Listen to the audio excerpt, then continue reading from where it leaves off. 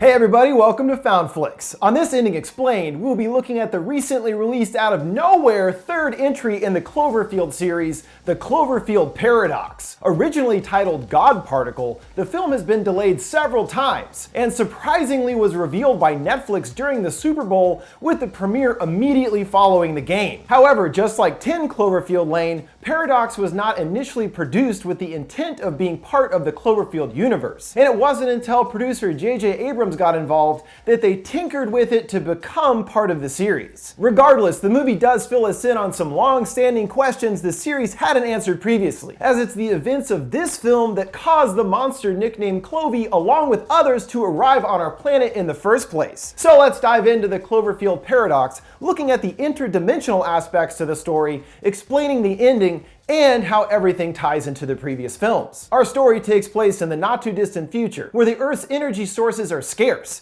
and will be completely depleted in 5 years. But there is one final chance to save the Earth, a revolutionary particle accelerator created on board the Cloverfield space station, which if successful could provide unlimited energy to the planet. And based on the very limited viral marketing for Paradox, it looks like our old friends Taugurato are involved as well. Here's a deciphered message from their website. Based on this, it certainly sounds like the company are the ones that built the accelerator and the ones behind the Cloverfield station as well. It also gives us some idea of when Paradox is taking place, and it would have to be at least after 2028 and the completion of construction on this tech before the station begins its journey. In case you forgot, this huge conglomerate company was said to be responsible for waking up Clovey with its deep-sea drilling, or due to satellite debris, and are also responsible for the ubiquitous Slusho drink, which makes an appearance in Paradox as a dashboard ornament on the space station. Seems similar to Alien's Weyland-Yutani company. Taugurato is the driving force behind pretty much every story aspect of the Cloverfield universe. So the Cloverfield station is sent into space to hopefully get the Shepard particle accelerator working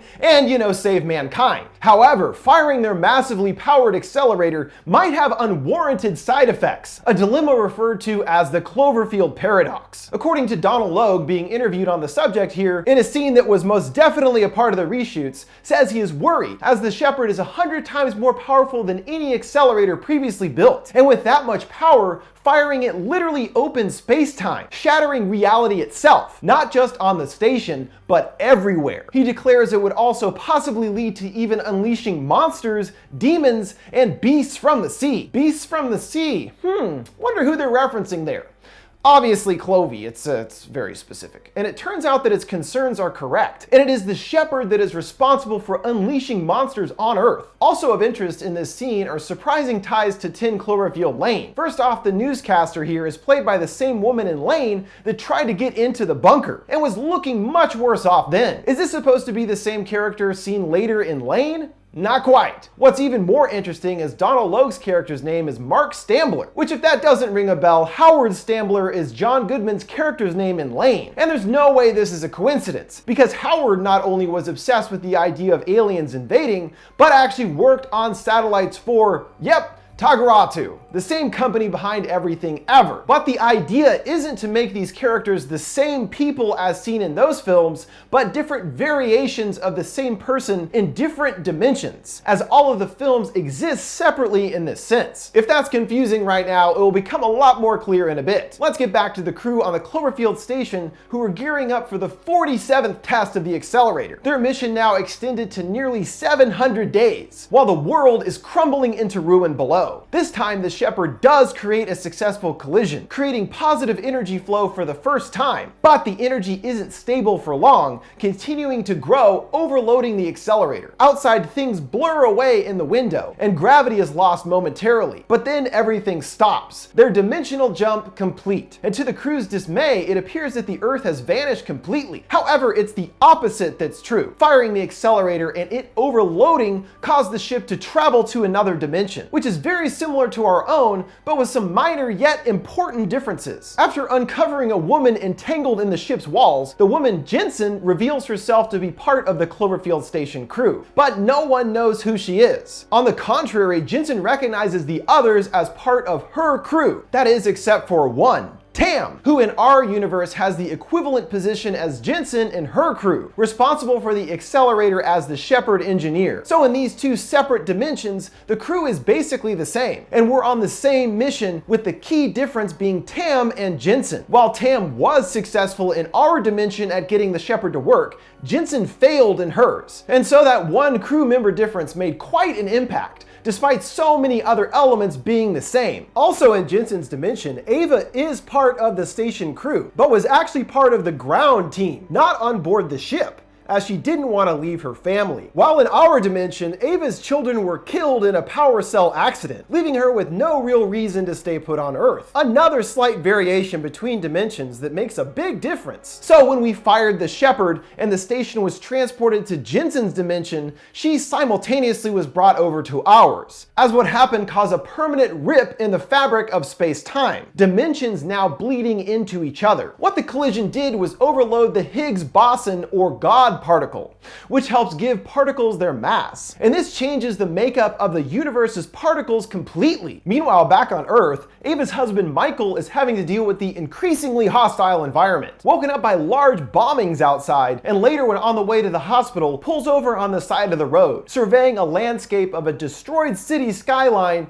engulfed in flames in the distance. A loud roar rings out, and we see the silhouette of a large monstrous shadow pass by in the smoke. Is that our old pal Clovey? Even though we don't see the creature, that most certainly appears to be what they're going for here. And its on all fours walking pattern does resemble the creature. This clarifies that it was the Shepard and its ripping open time-space that brought these interstellar creatures to our planet. Showing us more variations of the parallel dimensions, in Jensen's, the station crashed and the crew was killed. So by our dimension versions of the crew being here now and alive, they are essentially an abnormality and don't belong in this dimension. So the universe sets out to correct this abnormality by killing the crew in order to correct the error, as Schmidt realizes later, saying this dimension is trying to kill us. The first instance of this scene is with Volkov, who is seen with something crawling around under his skin, and his eye goes all wonky and misaligned. Apparently this is because his body is now full of worms that were on board the ship, which to an extent take over or influence his mind and behavior, creating a gun on a 3D printer and threatening Tam and Schmidt,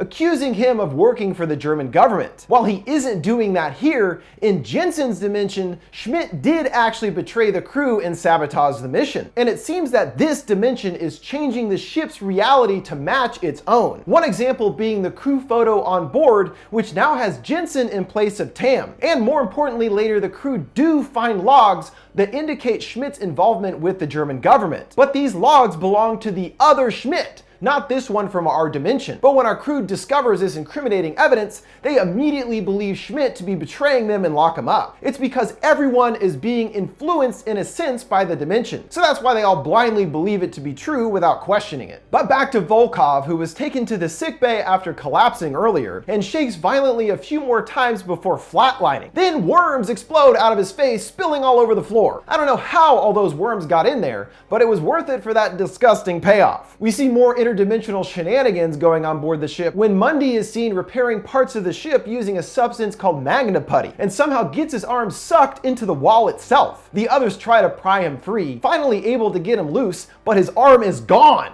just cut off, clean like a deli slicer. Gone. It appears that since the ship itself is what traveled through dimensions, that the actual material of the ship has been affected. And here he is reaching his arm through the ship wall into another dimension. And when the arm reappears later, still moving on its own, Schmidt further lays out the conditions of the paradox that has been created between our dimensions. The particles that make them up are interacting with each other across two distinct realities. And there's not just two realities, but an infinite number of alternate dimensions. The idea known as the multiverse, and all of these separate dimensions are now fighting to occupy the same space. Their only hope is to fire up the Shepard once again to bring them back home and hopefully undo the damage they have done. Luckily, they find the missing all-important gyro part of the ship inside Volkov's body, informed by Mundy's disembodied arm to cut him open. They are able to get it back in place to remap their surroundings and realize the Earth isn't gone, but that they just couldn't see it because they are actually on the opposite side of the sun. But that Earth isn't there their Earth, it's Jensen's Earth, where the failure of the Cloverfield station led to it crashing into the ocean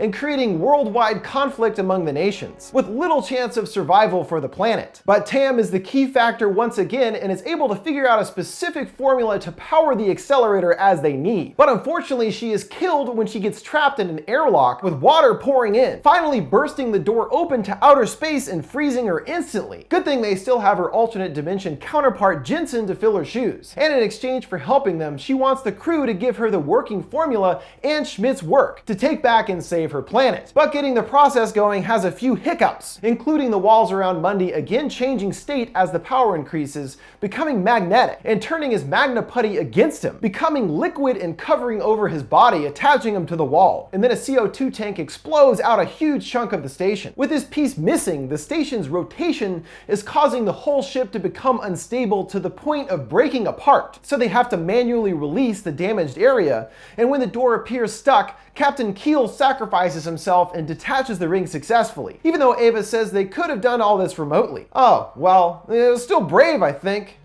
Not sure, actually. And even though they had a deal and everything with the formula, Jensen goes crazy turning on the crew, most likely under the universe's influence once again to try to take out the abnormality, and returns inside to apparently stop the others, killing Monk and shooting Schmidt, blaming them for killing her crew. He distracts Jensen long enough for Ava to get away and gets rewarded for his heroics by being shot once again. Jensen tracks Ava, playing down video of her alive in that dimension family, and Ava gets the jump on her, removing a pole from the foosball table, beating and choking her with it. Staring at the video of her family playing on the window, she gets an idea, shooting it, cracking the window open to outer space. Jensen getting sucked into it and ejected into oblivion when it breaks. With her out of the picture, Ava helps the injured Schmidt and the two fire up the accelerator. As the power intensifies, a blink is seen outside the ship, and it looks like they made it back. Looking out the window, seeing the Earth right outside, and getting a message from Mission Control. They fire the accelerator once again using Tam's equation and are able to get the Shepherd back online, producing a stable power beam for the first time. Hooray! They figured out the energy thing. But there's more problems on Earth than no power. The two take an escape pod, unaware of the monsters on the Earth's surface waiting for them, as they lost contact before they can be informed. When Michael hears of this, he is incensed, telling them they can't come back to these things, plural. But it's too late. The capsule is seen falling through the sky, breaking through the cloud line, and a similar Clovey creature crests the clouds roaring. Woo, that was a lot of C's. This might lead one to believe that this event ties into the events of the first film, with their capsule being what fell into the ocean and woke up the monster. But this is not the same Earth as seen in the 2008 film, as at this point there have already been monsters destroying the Earth. The cell phones don't match up tech-wise with those in Paradox, and there is not a single mention of an energy crisis, which is a huge aspect to Paradox as well. That's because all the movies take place in separate alternate dimensions, similar to what we see with our crew and Jensen's. In the multiverse, there are an unlimited number of dimensions all surrounding each other, and it was the firing of the Shepherd and ripping the space-time fabric apart that caused ripples through all of these dimensions. The easiest way to look at it is 3 separate Earths in 3 unique dimensions: Cloverfield's in 2008, Lane's in 2016, and Paradox starting in 2028. They are not the same Earth at 3 different times, but 3 Earths in 3 different dimensions. The firing of the Shepherd in 2028 is the nexus point of permanently affecting time and space throughout all dimensions. So as seen with the other Earth in Paradox, in each universe the specific time of the aliens arriving is slightly altered, with some changes. After the firing, they are thrust from their dimension into these various dimensions on Earth. On the 2008 Earth, Clovey is the first to arrive. In 2016's Lane Earth, it's the Jaguar and weird tentacle ships. Where the 2028 Earth, the source of the firing, seems to suffer the greatest impact of the rip, and more of the monsters appear here, as Michael specifically says those things,